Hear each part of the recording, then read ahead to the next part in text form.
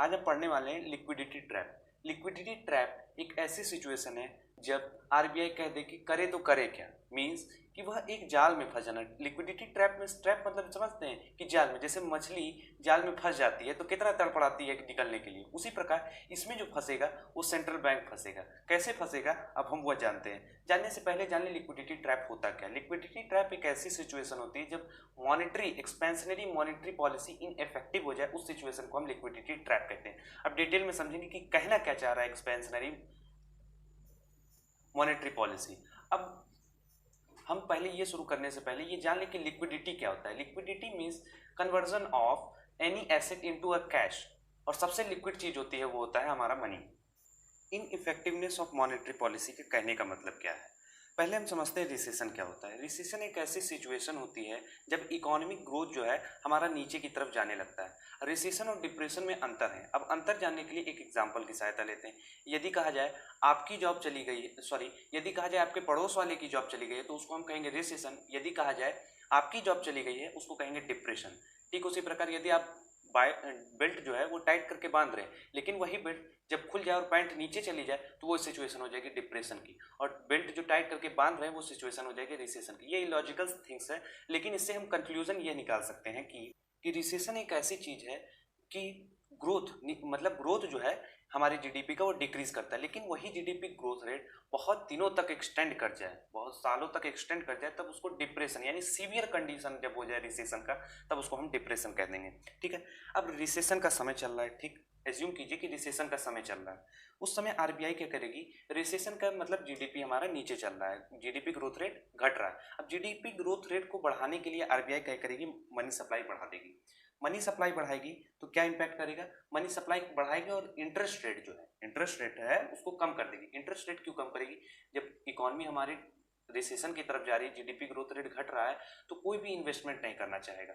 तो इन्वेस्टमेंट को बढ़ाने के लिए हमारा जो इंटरेस्ट रेट है उसको कम करेगी। इंटरेस्ट रेट कम होगा, कॉस्ट ऑफ बोरोइंग कम हो जाएगा, कॉस्ट ऑफ बोरोइंग कम हो जाएगा तो लोग इन्वेस्टमेंट, पहले समझ लीजिए 10% पे लोन मिल रहा था, अब वो 5% पे मिलने लगा, तो लोग ज़्यादा पैसा लोन लेंगे और इन्वेस्ट करेंगे, जिस उसके बाद हमारी इकोनॉमी प्लेटफॉर्म पे, मतलब कि इकोनॉमिक ग्रोथ रेट धीरे धीरे सुधर जाएगा। ये उसका मोटिव था आरबीआई का। रिसेशन आया, मनी सप्लाई बढ़ाए, मनी सप्लाई बढ़ाए तो इंटरेस्ट रेट कम कर दिए, इंटरेस्ट रेट कम करने से इन्वेस्टमेंट बढ़ जाएगा, इन्वेस्टमेंट बढ़ने से जीडीपी अपने आप रफ्तार पकड़ लेगी।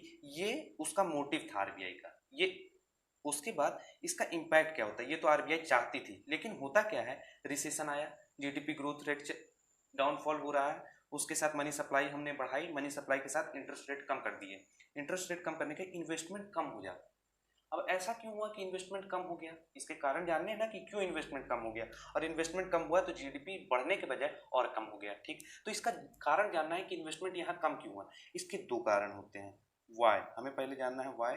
इसके कारण है कि बिजनेस लॉसेस, अभी के टाइम में जैसे सिचुएशन है पेंडेमिक की, तो इस सिचुएशन में क्या है, आरबीआई ने 8 लाख करोड़ रुपए इजेक्ट किया लिक्विडिटी को मेंटेन करने के लिए, लेकिन इस सिचुएशन में क्या है, कोई लोन नहीं लेना चाहेगा। क्यों, उसको बिजनेस लॉस देखने को मिल रहा है कि हम अगर किसी भी सेक्टर में पैसा लगाएंगे तो हमें बिजनेस लॉस होगा। तो बिजनेस लॉस यानी लॉस इन बिजनेस एक पॉइंट हो गया हमारा। क्यों बिजनेस लॉस होगा, क्योंकि अभी कोई डिमांड नहीं कर रहा है, अभी कोई भी डिमांड कर रहा है वो केवल एसेंशियल गुड्स की कर रहा है, कोई भी अदर गुड्स की डिमांड नहीं हो रही है मार्केट में। अभी के टाइम में बहुत कम ही लोग देखेंगे स्मार्टफोन खरीदते हुए समय, तो स्मार्टफोन का जो इंडस्ट्री है या इन्वेस्टमेंट जो स्मार्टफोन कंपनी करने वाली थी वो नहीं होगा, क्योंकि अभी के टाइम में स्मार्टफोन की डिमांड नहीं, अभी के टाइम में डिमांड है केवल एसेंशियल प्रोडक्ट्स की, तो डिमांड इन्वेस्टमेंट जो है हमारा कम होगा। ठीक है, अब वही जगह पे दूसरा हमारा कारण है कि हम अनफोर्सीन को प्रिडिक्ट करने लगते हैं, मतलब कि फ्यूचर को प्रिडिक्ट करने लगते हैं कि फ्यूचर ऐसा हो सकता है, उसके लिए हम सेविंग करने लगते हैं। फ्यूचर ऐसा हो सकता है, जैसे अभी कोरोना वायरस पेंडेमिक है, एक तो इन्वेस्टमेंट बहुत कम चल रही है। ठीक है, अब इन्वेस्टमेंट को देखते हुए तो कोई वैसे भी लॉस में जा रही है सारी इंडस्ट्री। ठीक है, तो इस समय क्या हो रहा है कि लोग प्रिडिक्ट भी कर रहे हैं कि आगे हो सकता है सिचुएशन और बुरी हो सकती है, भगवान ना करे ऐसा हो, मान लेते हैं आगे ऐसी सिचुएशन देखने को मिल सकती है, ऐसा एज्यूम करने लगते हैं, और ऐसी सिचुएशन में अगर मेरे पास पैसा नहीं होगा तब क्या होगा, तो वो क्या करते हैं, उस पैसे को होल्ड करके रखने लगते हैं, यानी सेविंग करते हैं। जो मनी सप्लाई, आरबीआई का काम क्या था, मनी सप्लाई बढ़ाना, इंटरेस्ट रेट कम करना, लेकिन जब मनी सप्लाई आ गई तो पैसे को इन्वेस्ट करने के बजाय वह सेविंग में लगा देते हैं। तो इस सिचुएशन में जो है इन्वेस्टमेंट जो है वो कम हो जाता है और हमारा जो सेविंग है वह बढ़ जाता है। ठीक, तो हमें तो इसकी मॉनेटरी पॉलिसी जो अपनाई गई, एक्सपेंशनरी मॉनेटरी पॉलिसी जो आरबीआई की बनाई गई, वो इनइफेक्टिव हो गई, उसका इफेक्ट नहीं रह गया, जीडीपी बढ़ने के बजाय और घटती चली गई। ये कहने का मतलब था मेरा पहला पॉइंट। डिफ्लेशन, डिफ्लेशन इन्फ्लेशन का उल्टा होता है। जैसे कि हम देख रहे हैं मॉनेटरी पॉलिसी में मनी सप्लाई बढ़ाई गई, ठीक है, मनी सप्लाई बढ़ती है तो आप हमेशा सुनते होंगे कि इन्फ्लेशन आता है, लेकिन इस सिचुएशन में ठीक अपोजिट डिफ्लेशन आ रहा है, ठीक है। उसके बाद रिसेशन ट्रेंड करता जाएगा। देखिए रिसेशन, जीडीपी ग्रोथ रेट घट रही थी रिसेशन के कारण और घटती चली जाएगी, ये रिसेशन ट्रेंड करता जाएगा। और चौथा पॉइंट, अनएम्प्लॉयमेंट हमें देखने को मिलेगी। तो ये लिक्विडिटी अब हमारा कंप्लीट हो गया डिफिनीशन। लिक्विडिटी के अंदर यदि कोई इकोनॉमी इन चार चीजों से ग्रसित चल रही है तो वह लिक्विडिटी ट्रैप के अंदर है, ऐसा हम कह सकते हैं। मेन इसके चार प्रोमिनेंट पॉइंट्स थे जिसको मैंने एक्सप्लेन कर दिया। अब हम समझते हैं कि लिक्विडिटी ट्रैप को देने वाला कौन है। ये हमें सबसे पहले बताना चाहिए था, लेकिन अब बता रहे हैं। लिक्विडिटी ट्रैप को सबसे पहले बतलाने वाले थे जॉन मेनार्ड केन्स 1930s में अपनी book the general theory of unemployment income and interest, शायद उनकी किताब का नाम था। ये इसके थ्रू इन्होंने लिक्विडिटी ट्रैप के कंसेप्ट को बतलाया था। अब जानते हैं कौन कौन से मेथड हैं जिससे हम लिक्विडिटी ट्रैप को कंट्रोल कर सकते हैं और क्योर कर सकते हैं। उसको जानने से पहले हम उसके ग्राफ को देख लें, ठीक, ग्राफ को, सॉरी इसके डायग्राम को देख लें। ये हमारा डायग्राम है, ये एक्स एक्सिस, ये वाई एक्सिस। एक्स एक्सिस पे मनी सप्लाई को शो होगा और वाई एक्सिस पे आईआर इंटरेस्ट रेट को शो कर रहा है। ये जो इसका ग्राफ बनेगा ये इस प्रकार का बनेगा। इस समय इंटरेस्ट रेट सबसे कम देखने को मिलेगी। इंटरेस्ट रेट जो है हमारा, वो हमारा अप्रॉक्सीमेटली जीरो के करीब, इससे कम नहीं किया जा सकता इस सिचुएशन में। अगर हम मनी सप्लाई बढ़ा भी रहे हैं तब भी हमारा जो है इंटरेस्ट रेट इससे कम नहीं किया जा सकता है। ये एक ऐसी सिचुएशन है जहाँ पे इंटरेस्ट रेट एकदम मिनिमम पे होता है, उससे कम किया ही नहीं जा सकता। ये भी हम कंक्लूड कर सकते हैं। अब इसकी कौन कौन से तरीके हैं जिससे हम इससे इजाद पा सकते हैं और इससे बाहर निकल सकते हैं। तो भैया जो बतलाया कि मेथड, जो बतलाया कि लिक्विडिटी ट्रैप क्या है, वही बतला दे कि कैसे निकला जाए। तो यानी केन्स सबसे पहले बतलाए कि इससे निकला कैसे जाए। तो इससे निकलने का कारण है मनी सप्लाई को बढ़ा दो। ठीक, क्या मनी सप्लाई को बढ़ा दो, जितनी बढ़ाए हो और बढ़ाते चले जाओ। लेकिन मुझे नहीं लगता कि ये ऐसा कोई तरीका है जिससे मनी सप्लाई अगर बढ़ा दे तब भी मुझे नहीं लग रहा कि हम इससे बाहर निकल पाएंगे। दूसरे इकोनॉमिस्ट का मानना था कि मनी सप्लाई को घटा दो, मनी सप्लाई बढ़ाओ नहीं, मनी सप्लाई घटा दो, इसको पीछे ले आओ, ये मनी सप्लाई को इधर ले आओ, इंटरेस्ट रेट तुम्हारा बढ़ जाएगा, इकोनॉमी फिर ग्रोथ करने लगेगी। ये दूसरे इकोनॉमिस्ट का मानना था। तीसरे इकोनॉमिस्ट का मानना था कि प्राइस लेवल को डिक्रीज कर दो।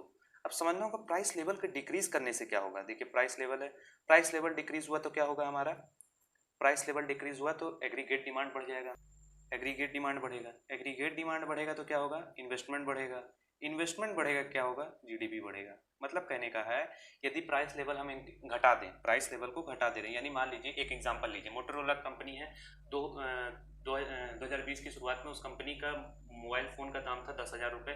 अब रिसेशन की सिचुएशन आने वाली है या आ सकती है, इसको देखते हुए उसने अपनी प्राइस को क्या कर दिया, 5,000 कर दिया या 1,000 कर दिया, मान लेते हैं, ज्यूम करने में क्या जाता है, ठीक है, 1,000 कर दिया। तो इस सिचुएशन में क्या होगा कि लोग कहेंगे यार 10,000 का फ़ोन उस समय था, आज 1,000 या 5,000 में बिक रहा है, इससे अच्छा ऑफर नहीं हो सकता।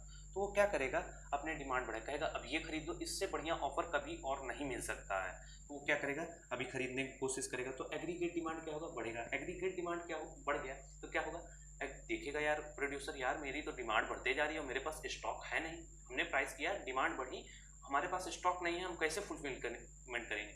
वो इन्वेस्ट करेगा, पैसा इन्वेस्ट करेगा और प्रोडक्शन को तेजी से बढ़ाएगा, प्रोडक्शन बढ़ेगा, जीडीपी अपने आप ग्रोथ, जीडीपी का ग्रोथ रेट अपने आप इंक्रीज करता जाएगा। ये हमारा तीसरा मेथड था। चौथा मेथड जो हमारे पास है, मोरल बूस्टअप, ये बहुत बड़ा काम करता है।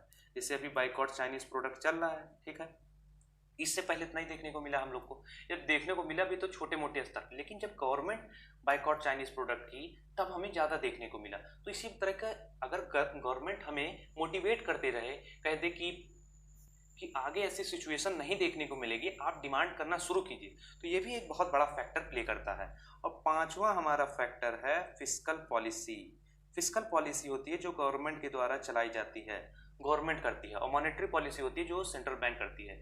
तो इस सिचुएशन में समझ लीजिए एक अमेरिका है और एक उसका फेड है, जो कि हमारे जैसे आरबीआई है उसी तरह सेंट्रल बैंक वहाँ का फेड है।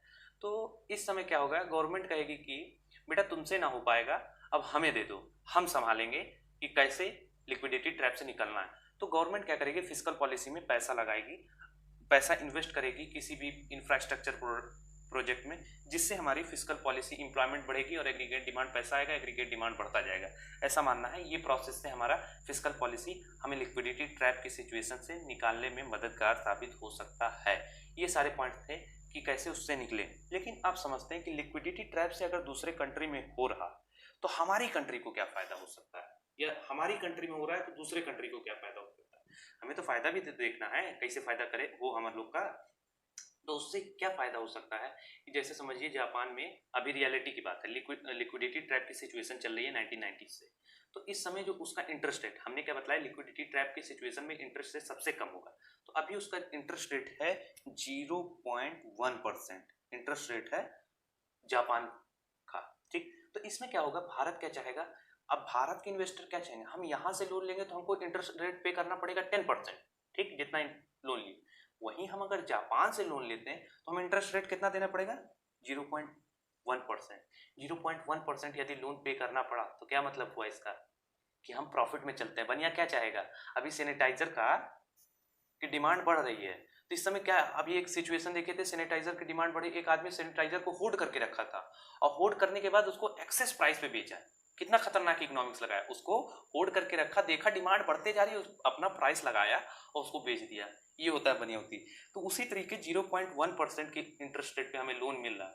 अब 0.1 इंटरेस्ट पे लोन मिल रहा है, अब लोन हम लेंगे और उसके बाद भारत में इन्वेस्ट करेंगे, पैसा प्रॉफिट होगा और कॉस्ट ऑफ बोरिंग मेरा रिड्यूस होगा। पहले 10% का हमें इंडिया में पे करना पड़ता, तो वहीं जापान में 0.1%, तो हमारा क्या हुआ, प्रॉफिट हुआ। अब इससे जापान को क्या फायदा हुआ, जापान की तरफ से भी तो सोचे, जापान को क्या फायदा। उसने क्या किया, इंटरेस्ट रेट कम किया। इंटरेस्ट रेट उसने कम किस लिए किया था, इन्वेस्टमेंट को बढ़ाने के लिए। तो इन्वेस्टमेंट तो बढ़ ही रहा है ना, वो अगर पैसा निकाल ले रहा है, पैसा निकाला, लोन लिया, तो इन्वेस्टमेंट तो अपने आप बढ़ेगा, उसकी इकोनॉमी भी बूस्ट करेगी। तो अगर इंटरनेशनल अफेयर्स, इंटरनेशनल रिलेशनशिप अच्छे करने हैं भारत को जापान के साथ, इकोनॉमी अगर अच्छी करनी है, तो जापान की दोस्ती भारत के साथ बहुत अच्छी होनी चाहिए। एक तो कम इंटरेस्ट रेट पे लोन मिलेगा और हम यहाँ पे आसानी से कोई भी इंफ्रास्ट्रक्चर प्रोजेक्ट शुरू कर सकते हैं। इससे जापान का भी फायदा होगा और इंडिया का भी फायदा होगा। आप समझते हैं प्रेजेंट सिनेरियो में हमारी गवर्नमेंट ने स्टेप लिया लिक्विडिटी ट्रैप की सिचुएशन, मुझे लगता है अगर गवर्नमेंट स्टेप ना ली होती तो आ सकती थी। अब उसके स्टेप आएगी नहीं आएगी वो उनके स्टेप पे डिपेंड करता है कि स्टेप कैसा था। स्टेप क्या लिया वो बतलाते हैं। गवर्नमेंट ने क्या किया, पहले ही 20 लाख करोड़ रुपए इन्वेस्ट कर दिए। गवर्नमेंट नहीं, सॉरी, गवर्नमेंट ने, मोदी सरकार ने बोला तो 20 लाख करोड़ रुपए, लेकिन उसमें 8 लाख करोड़ रुपए आरबीआई का था, सेंट्रल बैंक ने इन्वेस्ट किया लिक्विडिटी के लिए। सेंट्रल बैंक का भी वही उद्देश्य था, इंटरेस्ट रेट कम किया। इंटरेस्ट रेट कम करने से क्या हुआ, इन्वेस्टमेंट को बढ़ाने के लिए किया। अगर ये मोटिव सक्सेसफुल हो जाता है तो भारत लिक्विडिटी ट्रैप से इस सिचुएशन में कभी आएगा ही नहीं। अभी के टाइम में मैं बता रहा हूँ, कभी की नहीं, अभी के टाइम में नहीं आएगा। और दूसरा क्या किया, गवर्नमेंट ने भी अपना एक्सपेंडिचर बढ़ाया। गवर्नमेंट ने अपने एक्सपेंडिचर यानी फिस्कल पॉलिसी लगाई, गवर्नमेंट ने फिस्कल पॉलिसी लगाई। ये 2 स्टेप गवर्नमेंट के द्वारा उठाए गए जिससे लिक्विडिटी ट्रैप कंट्रोल किया जा सके। थैंक्स फॉर वॉचिंग, आज के लिए इतना ही। आई होप कि आपको समझ में आया। कोई भी डाउट हो तो आप हमसे पूछ सकते हैं। Thank you.